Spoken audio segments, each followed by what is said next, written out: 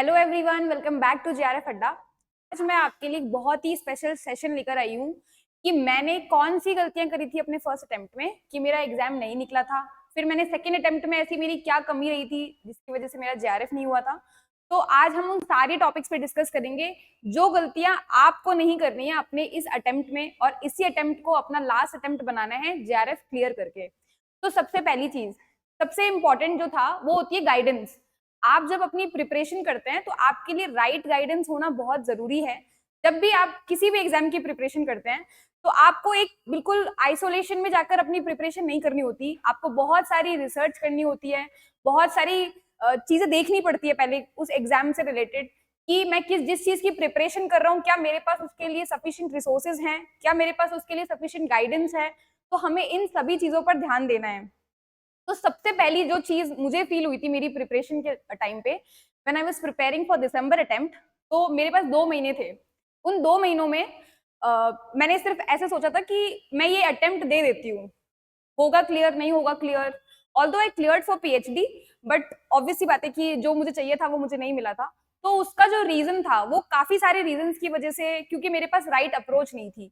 आज हम इन सभी टॉपिक्स पे डिस्कस करेंगे कि अभी जैसा कि हमारे पास जितने भी सफिशिएंट डेज हैं, हम उनमें ऐसा क्या करेंगे जो गलतियां मैंने करी थी उससे आप अपनी प्रिपरेशन में ऐड ऑन करके अपनी प्रिपरेशन को और अच्छा बेहतर कैसे बना सकते हैं और इसी अटेम्प्ट को कैसे क्लियर कर सकते हैं। तो सबसे पहले राइट गाइडेंस होना। अब ठीक है, आप लोगों ने अपनी गाइडेंस ले ली होगी, आप जैसे भी प्रिपेयर कर रहे हो, आपके रिसोर्सेज पूरे फिक्स्ड हैं। तो ये सारी चीजों को अब हम कैसे एक पॉइंट पे रखेंगे कि आपकी प्रिपरेशन अच्छे से हो पाए। तो सबसे पहली चीज जो हमने पढ़ लिया है अभी तक, 30 दिन बचे हैं अपने, जो भी हमने अब पढ़ लिया है अब उसको आपको कंटेंट और एड ऑन नहीं करना है। अब आपको अपनी पढ़ी हुई नॉलेज, जो आपका कंटेंट है, कॉन्सेप्ट्स हैं जो आपके पढ़े हुए, उसकी एप्लीकेबिलिटी आपको सीखनी है। सबसे पहली गलती मैंने ये करी थी कि मैंने पीवाईक्यूज ज्यादा नहीं देखे थे। उस टाइम पे ये था कि मैं कंटेंट पढ़ लूँ, कंटेंट ही पढ़ लूँ बस, और सिर्फ पेपर 2 पे ज्यादा फोकस करना। तो सबसे पहली जो गलती थी वो मेरी थी कि मैंने पीवाईक्यूज करे ही नहीं थे। ठीक है, और इससे मुझे ना तो पेपर का आइडिया था, मैं किसी भी टॉपिक में जिसमें मुझे अच्छा लग रहा है पढ़ने में तो उसको मैं बहुत ज्यादा डेप्थ में पढ़ रही हूँ, किसी एक यूनिट को पकड़ लिया तो उस यूनिट को ही पढ़ी जा रही हूँ पढ़ी जा रही हूँ। ठीक है, तो सबसे पहली गलती जो ये आपको बिल्कुल भी नहीं करनी है, अभी भी 30 दिन है अपने पास, आप आराम से अपने पीवाईक्यूज को कंप्लीट कर सकते हैं, आराम से पीवाईक्यूज पढ़ सकते हैं। एक बहुत आपको अच्छा एक आइडिया लग जाएगा पेपर का कि यूजीसी नेट हमें किस तरीके से क्वेश्चंस पूछता है। ठीक है, दूसरी चीज जो मैंने गलती करी थी अपने फर्स्ट अटेम्प्ट में वो ये था कि मैंने पेपर 1 को पूरी तरह से नेग्लेक्ट कर दिया था, क्योंकि मुझे लगता था कि क्वेश्चंस बेसिक आएंगे और ये अब मैं पढ़ भी लूंगी तो शायद होगा नहीं मुझसे। और मुझे लगता था कि कॉमर्स, क्योंकि मेरा पेपर 2 कॉमर्स था, तो मैंने कॉमर्स पे अपना सबसे ज्यादा ध्यान दिया। मैं सिर्फ पेपर 2 ही पढ़ रही थी, मुझे लगता था कि शायद इसमें ही मैं स्कोर कर लूंगी, और मेरे दिमाग में कैसा बना हुआ था कि ये पढ़ना जरूरी है। तो पेपर 1 मैंने इतना फोकस नहीं किया, पेपर 2 पे ही मैंने फोकस रखा अपना, और पेपर 1 को बिल्कुल नेग्लेक्ट करके, इस वजह से मेरा शायद मुझे लगता है कि ये बहुत बड़ा रीजन था। क्योंकि अब जब मैंने प्रिपरेशन में, जब मेरा नेट क्लियर हुआ तो मुझे समझ में आया कि पेपर 1 का एक्चुअल में रोल कितना है। तो पेपर 1 में मैंने जैसा कि अपनी पहली वीडियोस में भी बताया है, पेपर 1 एक्चुअल में आपकी इस एग्जाम का सबसे बड़ा गेम चेंजर है। और वो क्यों है वो मैंने आपको बहुत अच्छे से एक्सप्लेन किया, क्योंकि आपका ये बैलेंस करता है दोनों पेपर को, आपके स्कोर को बैलेंस करता है। आप अगर पेपर 2 में, पहली बात तो 100 में से 100 क्वेश्चन सही करना एक मतलब बिल्कुल ही इम्पॉसिबल चीज है, बट अगर आप कर भी देते तो भी क्या आपकी कट ऑफ क्लियर हो रही है? कॉमर्स की कट ऑफ 224 जाती है, तो 100 क्वेश्चन भी कर दे तो भी आपके 200 नंबर है, तो भी आपको पेपर 1 पे फोकस करना ही है। और अभी बहुत कम टाइम बचा है, तो एक स्मार्ट अप्रोच रखनी है कि हमें पेपर 1 में भी वो यूनिट्स तो एटलीस्ट कवर कर लेनी है। जो मैंने एक स्ट्रैटेजी वाली वीडियो बनाई है पेपर 1 की, जिसमें आप देख सकते हैं कि पेपर 1 आप किस तरीके से पढ़ेंगे, किस हिसाब से मैंने यूनिट्स को डिस्ट्रीब्यूट किया है, कौन सी मोस्ट इंपॉर्टेंट यूनिट्स हैं जिनको आप पढ़ेंगे तो आपके श्योरिटी बेस्ड क्वेश्चंस अटेम्प्ट होंगे। आप जब आप डीआई करके आएंगे, लॉजिकल रीजनिंग करके आएंगे, तो आप श्योर रहेंगे कि मेरे ये क्वेश्चंस तो सही है ही हैं। तो इस हिसाब से आप पेपर 1 को बैलेंस कर सकते हैं। तीसरी चीज, अपने रिसोर्सेज। मैंने जब फर्स्ट अटेम्प्ट दिया था तो मैंने बहुत सारी वीडियोस देखी थी, जिसमें कॉमर्स के लिए पेपर 1 के लिए मुझे पियर्सन की बुक बताई गई थी, पेपर 2 के लिए मुझे मैंने ट्रू मैन की बुक ली थी। सिर्फ 2 बुक्स थी मेरे पास, और वो एक तरीके से गाइड है आपकी। उसमें आपके नोट सफिशिएंट है नहीं, मतलब अगर देखा जाए उन बुक्स को आप कितना भी पढ़ ले, किसी की बहुत अच्छी अगर इंग्लिश है जैसे मान लो फॉर एग्जाम्पल, तो वो उसको पढ़े, अपनी नॉलेज के लिए पढ़े, उसमें बहुत सारी फालतू की चीजें भी लिखी हुई हैं, एक्स्ट्रा चीजें भी लिखी हुई हैं, उनकी हमें पेपर में रिक्वायरमेंट नहीं है। तो आपको ऐसे किसी भी रिसोर्स पे स्टिक नहीं होना है, आपको अपनी नॉलेज को इतना बाउंड भी नहीं करना है कि आपको ये पता ही ना चले कि एनटीए से आप बहुत ज्यादा दूर चले गए, वो पूछ कुछ और रहा है, हम पढ़ कुछ और रहे हैं। तो इसलिए जो आपको तीसरी चीज है सबसे जो आपको ध्यान देना है, वो आपको अपने सिलेबस पर स्टिक रखना है, अपनी पढ़ाई को सिलेबस के अकॉर्डिंग पढ़ना है कि एनटीए का क्या सिलेबस है। 99% बच्चों को अगर देखा जाए तो पूरी तरह से सिलेबस भी नहीं पता होता कि एक्चुअल में हमारे पेपर में क्या आ रहा है।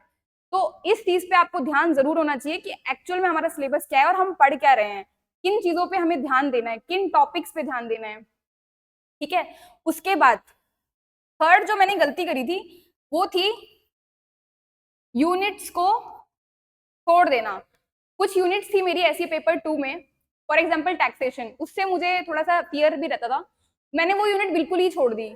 और प्रैक्टिकल यूनिट जैसे कि फाइनेंशियल मैनेजमेंट, तो बिजनेस फाइनेंस जो अपनी एक यूनिट है कॉमर्स में, मैंने वो यूनिट भी बिल्कुल छोड़ दी फर्स्ट अटेम्प्ट में। मैंने सोचा कि ये मुझे आती नहीं और अब मैं उसको पढ़ूंगी भी तो एक एक्स्ट्रा नॉलेज गेन होगा और वो भी मुझे याद नहीं रहेगा, तो मैंने सिर्फ थ्योरेटिकल यूनिट्स पे फोकस किया था। जबकि अभी जो मेरी अप्रोच रहती है, अभी जो मेरी अप्रोच रही भी थी वो यही थी, कोई भी यूनिट अपन को छोड़नी नहीं है। सबसे पहली चीज, अगर आपको प्रैक्टिकल से डर लगता है तो कोशिश करिए कि आप उसका इतना तो करके जाएं कि आप उसके एटलीस्ट बेसिक क्वेश्चन तो अटेम्प्ट कर लें। जितना मैंने एनालाइज किया है पीवाईक्यूज भी देखकर, तो जिस पेपर का थ्योरेटिकल पार्ट अगर डिफिकल्ट आता है तो उसका प्रैक्टिकल स्ट्रॉन्ग, डिफिकल्ट आ रहा है तो उसका प्रैक्टिकल इजी आ रहा है, ये मैंने एनालाइज किया है। और आप थ्योरी पढ़ के जाते हैं और थ्योरी पे आप कभी भी ये श्योर नहीं लगा सकते कि ये मेरा आंसर सही है। इसलिए नहीं लगा सकते क्योंकि थ्योरी पे कुछ ऐसे स्टेटमेंट बेस्ड क्वेश्चंस होते हैं जिन पे आप कभी नहीं बोल सकते कि मैनेजमेंट मेरा पूरी तरह से कंप्लीट हो गया, कुछ ना कुछ आपको नया आ जाएगा। लेकिन प्रैक्टिकल यूनिट्स पे क्या होता है कि आपके कॉन्सेप्ट बेस्ड क्वेश्चंस होते हैं, तो वो अगर आपको आता है तो आप उसको कर लेंगे। ठीक है, तो यूनिट्स नहीं छोड़नी है और कोशिश करनी है कि जो यूनिट बिल्कुल नहीं आती, बिल्कुल इंटरेस्टिंग नहीं लगती आपको, उस पर आपको क्या करना है, एटलीस्ट उसके पीवाईक्यूज करके जाने हैं। ये बेयर मिनिमम है। आप इतना भी कर लेंगे ना, 5 साल की पीवाईक्यूज करने हैं आपको, आप इतना भी कर लेंगे तो आपके लिए एक कंटेंट बन जाएगा उस चीज का। आपको ये नहीं लगेगा कि मेरे को, क्योंकि कॉस्ट जैसे एक टॉपिक है उसके डायरेक्ट फॉर्मूले आ रहे हैं और वहां बैठ के लगता है कि काश मैंने ये फॉर्मूले पढ़ लिए होते। तो ये वाली गलती अपन को नहीं करनी है जो मैंने करी थी। ठीक है, चौथी गलती जो मैंने करी थी वो था मॉक टेस्ट प्रैक्टिस ही नहीं करे थे। वो इसलिए नहीं करे थे क्योंकि मुझे लगता था कि शायद मैंने इतना पढ़ा ही नहीं है कि मैं मॉक टेस्ट अटेम्प्ट कर सकती हूँ। तो ये मेरी बहुत बड़ी ब्लंडर मिस्टेक है। अगर आप बिना मॉक टेस्ट दिए हुए जा रहे हो तो ये सच में सबसे बड़ी ब्लंडर मिस्टेक है। पहली बात तो जो मैंने आता भी है उसकी एप्लीकेबिलिटी नहीं पता, आइडिया ही नहीं है कि पेपर में बैठ के क्वेश्चंस किस टाइप के आएंगे। आप चाहे किसी भी कॉम्पिटिटिव एग्जाम की तैयारी कर रहे हो, पर अगर आपको ये नहीं पता कि उसका पैटर्न किस टाइप का पूछने का, बहुत सारी यूनिट से मुझे आती है। For example I pursued CA, तो सीए में चीजों को पूछने का तरीका अलग था, यहाँ पे यूजीसी नेट का पूछने का तरीका अलग है। तो इस तरीके से आपको आता क्या है क्या नहीं आता वो मैटर ही नहीं करता है, आपको वो क्वेश्चन सॉल्व हो रहा है नहीं हो रहा है, वो जो पूछ रहा है आप क्वेश्चन की डिमांड को पूरा कर पा रहे नहीं कर पा रहे, यहाँ पर वो मैटर करता है। वो आपकी प्रैक्टिस होगी मॉक टेस्ट से। प्लस मॉक टेस्ट से मैंने एक चीज रियलाइज करी थी, जब मैं पेपर देने बैठी थी, जिस दिन मेरा मेन एग्जाम था, मैं 3 घंटे कंसिस्टेंट बैठ ही नहीं पाई। मुझे ऐसा लग रहा था कि कब मैं ये 2 घंटे में पूरा पेपर, नेगेटिव मार्किंग तो है नहीं, तो सारे क्वेश्चन तुक्के भी बिना देखे बिना मैं मार के आ गई, कोई बिना क्वेश्चन रीड करे हुए। तो वो किस लिए था, क्योंकि फोकस इतना बैठ नहीं पा रहा था, प्रैक्टिस नहीं करी 3-3 घंटे बैठ के एग्जाम देने की। तो उससे क्या हुआ कि मैं वहां पे भी नहीं फोकस कर पाई और उससे मेरा पेपर ऑब्वियसली, अब वो पीएचडी के लिए क्लियर हुआ, शायद वो मेरी नॉलेज के बेसिस पे था कि थोड़ी बहुत नॉलेज थी मुझे सब्जेक्ट की, बट आपको ये गलती नहीं करनी है, आपको ये पेपर अच्छे से अच्छे मार्क्स से क्लियर करना है। तो इसीलिए मेरा जो मेन फोकस रहता है हमेशा हर वीडियो में वो मॉक टेस्ट पे ज्यादा रहता है, क्योंकि जब आप इसको एनालाइज करते हैं, आप देखते हैं, मॉक टेस्ट देते हैं, 3 घंटे बैठ के वो एग्जामिनेशन वाला फील लेते हैं, तो आपको समझ आता है कि रियल एग्जामिनेशन में हमें क्या प्रेशर फील होता है और किस तरीके से हमें मॉक टेस्ट अटेम्प्ट करने हैं। तो ये मेरी चौथी गलती थी जिसकी वजह से भी मेरा फर्स्ट अटेम्प्ट में नेट क्लियर नहीं हुआ था, आई कुडंट क्लियर नेट। ये गलतियों की वजह से।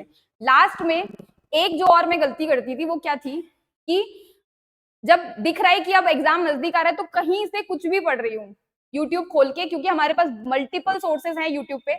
तो बस अब मेन टाइम पे कुछ ना कुछ बस मिल रहा है, कैसे भी ये बोल रहा है कि ये अच्छा पढ़ा रहा है, ये बोल रहा है ये अच्छा पढ़ा रहा है, तो उन सब चीजों पे ध्यान दिया जा रहा है। वो बिल्कुल भी नहीं करना है। बिल्कुल पॉजिटिव रहते हुए अब तक आपने जो भी पढ़ लिया है उस पर एक तो फेथ रखना है कि देखो मैंने जो पढ़ा है वो सही पढ़ा है, मेरे टीचर ने मुझे बहुत बढ़िया पढ़ाया है, मेरी बुक्स भी ठीक है, अब एंडिंग का टाइम है। और उसको अब मेरी मेहनत है कि मैं उनको मॉक टेस्ट और पीवाईक्यूज करके, आप ये दो चीजें भी अगर बहुत अच्छे से कर लेते हैं, मैं अभी भी कह रही हूँ, मेरा जो ये दूसरा अटेम्प्ट था वो भी मैंने सिर्फ 3 महीने की प्रिपरेशन में किया था, क्योंकि मैं ऐसे श्योर नहीं थी कि मुझे अटेम्प्ट देना ही नहीं देना। बट इस टाइम पे मैंने मेन फोकस इन दोनों चीजों पे रखा था। क्यों? क्योंकि पीवाईक्यूज से मुझे आइडिया मिल रहा था कि क्या हो रहा है, ठीक है, और जो मॉक टेस्ट है उससे मेरी प्रैक्टिस हो रही थी। गलत होगा सही होगा वो मैटर ही नहीं करता, मॉक टेस्ट के मार्क्स भी इतना मैटर नहीं करते, पर वो 3 घंटे का जो आपका जो प्रेशर है वो आपको लेना है, उससे आपका फोकस बढ़ेगा, कंसिस्टेंसी बढ़ेगी, और रियल जिस दिन आप पेपर देने जाएंगे उस दिन आपको नहीं लगेगा कि आप पेपर देने गए हैं, उस दिन आपको लगेगा कि एक तरीके से मैं मॉक टेस्ट ही दे रहा हूँ। इतनी प्रैक्टिस अपन को कर लेनी है। अभी लास्ट के अपने 30 दिन बचे हैं, तो give your best and have faith in you, हो जाएगा क्लियर। Thank you.